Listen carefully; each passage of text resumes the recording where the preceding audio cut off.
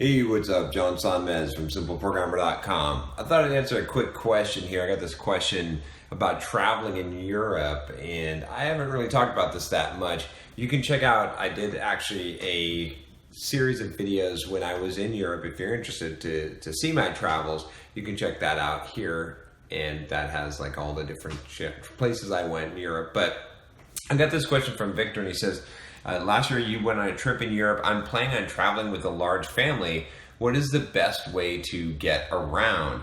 I'm thinking it's more convenient to rent a van instead of paying for public transportation. The only thing is, can I take a rental to different countries? Are backpacking hotels safe for children ages 12, 14, and 15? Greetings, Victor. So Victor, I'll kind of give you my advice. I'll tell you what I did, and then I did some research, obviously, in doing this, and I'll kind of give you some advice about that. So basically, what I ended up doing was I took about 3.5 months. I went to a bunch of different places.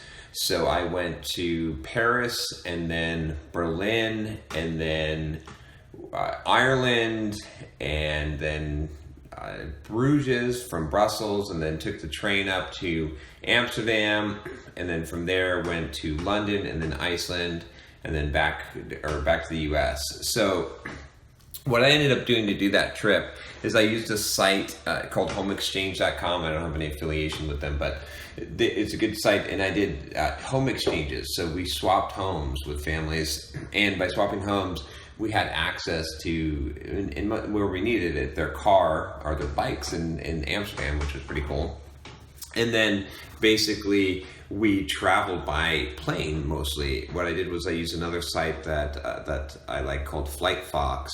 And at that site, you can basically put in your itinerary, like where you want to go, and they will basically find the best flights for you. So it was me, my wife, and my 4-year-old daughter. And we basically just flew around to the different spots. We were at all those different spots, and mostly we were doing home exchanges. We did a couple of hotels and Airbnb, like in Paris, but that was basically it. And the total cost for everything, basically, because we just paid for flights, was like, I want to say around $4,500, including from the US and back to the US. So those hopper flights around Europe are fairly cheap. I don't know. I mean, if you're taking 5 people, maybe it'd be better to rent a van, like you said. But anyway, that's what we did. Traveling around Europe. It was a great time, and it was a lot of fun. And doing the home exchanges saved a whole lot of money. If you can do that, if you're in a place that you can do that. Now, to get to your kind of question of what you might do in that case. So I did some research on renting a car. So apparently you could rent like a van, like you said, and drive across the borders. As far as there are some restrictions, you just have to know what country you're going to. But I think most of like the European Union, and again, for those of you viewers out there that actually live in Europe and have an idea of this better than I do, feel free to chime in the comments and give them some detailed advice.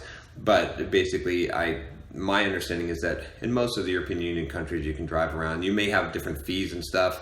And I heard that going from like UK to the mainland Europe, I'm gonna get in trouble for saying that, is expensive for the drop-off fees. So as far as the backpacking hotels, now I could be wrong here again. But this is my understanding, is that I'm thinking you're referring to hostels. Maybe you're not. But the hostels are usually like youth hostels, are usually designed for 1 or 2 people. I don't think you can really like stay a whole family in there, because they're usually like a per head. So they're like maybe like €20 or €30 for the night, and you get like a bunk. Oops, the phone almost dropped there. Anyway, so you get like a bunk or something. So I don't think that is really an option, and they don't seem like the safest of places for like a family. So I wouldn't do that.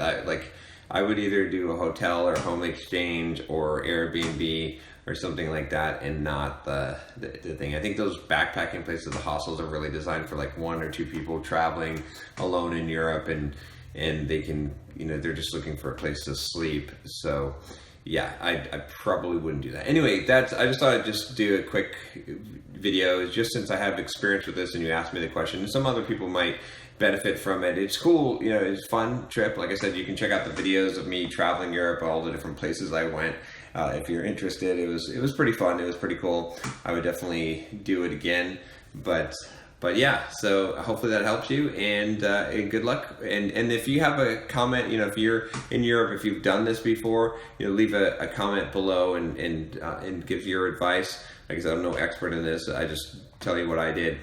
Also, I know that Rob Connery, he also did this, so you can probably do a search for him and his blog, his family. He actually was in Europe a longer time, and he had a bigger family, and he did like Airbnbs and traveled and rented cars. So there's a few different developers out there that have done some of this traveling with their families around Europe. But I know that Rob Connery, he's a friend of mine, and he's definitely done that. So if you like this video, subscribe to the channel. Talk to you next time. Take care.